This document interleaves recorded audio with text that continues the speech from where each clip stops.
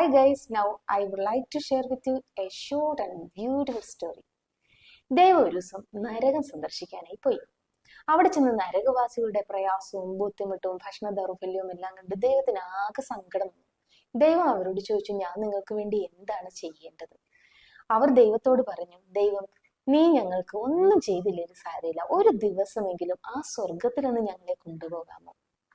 ദൈവം പറഞ്ഞു, ഞാൻ സ്വർഗീയ വാസികളോട് കൂടി അഭിപ്രായം ചോദിച്ചിട്ട് ഞാൻ നിങ്ങളെ അറിയിക്കാം.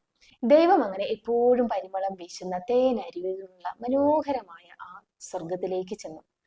അവിടെ നല്ല നല്ല വിഭവങ്ങളൊക്കെ കഴിച്ച് പലതരം വിനോദത്തിൽ ഏർപ്പെട്ട് വളരെ സന്തോഷഭരിതരായിരിക്കുകയാണ് സ്വർഗവാസികൾ. ദൈവം ഇക്കാര്യം സ്വർഗവാസികളെ അറിയിച്ചു. സ്വർഗവാസികൾക്ക് ഭയങ്കര സന്തോഷമായി. ഒരു ദിവസം എന്താ, 100 ദിവസം വേണമെങ്കിലും അവരിവിടെ താമസിച്ചോട്ടെ എന്നായി. എന്നാൽ 100 ദിവസം നിങ്ങൾ നരകത്തിൽ താമസിക്കേണ്ടി വരുമെന്ന് ദൈവം അവരോട് പറഞ്ഞു. അതിനും അവർ തയ്യാറായിരുന്നു. അങ്ങനെ 100 ദിവസത്തേക്ക് നരകവാസികളെ സ്വർഗത്തിലും സ്വർഗവാസികളെ നരകത്തിലും താമസിപ്പിച്ചു. ഏതാണ്ട് 1 മാസത്തോളമായപ്പോഴത്തേക്കും ദൈവം സ്വർഗവാസികൾ താമസിക്കുന്ന നരകത്തിലേക്ക് ചെന്നു. ഉള്ളത് പങ്കിട്ടെടുത്ത് പരസ്പരം സഹായത്തോടെയും സഹകരണത്തോടെയും സന്തോഷത്തോടെ ജീവിക്കുന്ന സ്വർഗീയ വാസികളെയാണ് നരകത്തിൽ ദൈവം കണ്ടത്.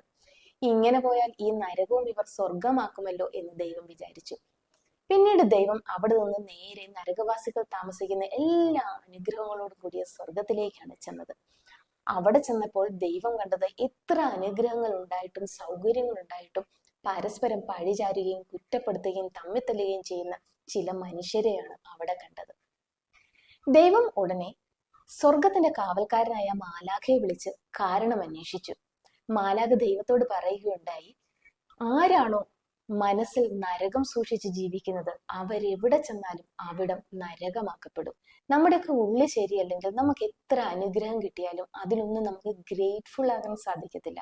എപ്പോഴും നമുക്ക് പരാതിയായിരിക്കും. ചെല്ലുന്നിടത്തെല്ലാം നമുക്ക് പ്രശ്നങ്ങൾ മാത്രമേ കാണുകയുള്ളൂ. അതുകൊണ്ട് അവനവൻ എന്ത് ചെയ്യണം? അവനവന്റെ ഉള്ള് ക്ലെൻസ് ചെയ്യുക ആദ്യം.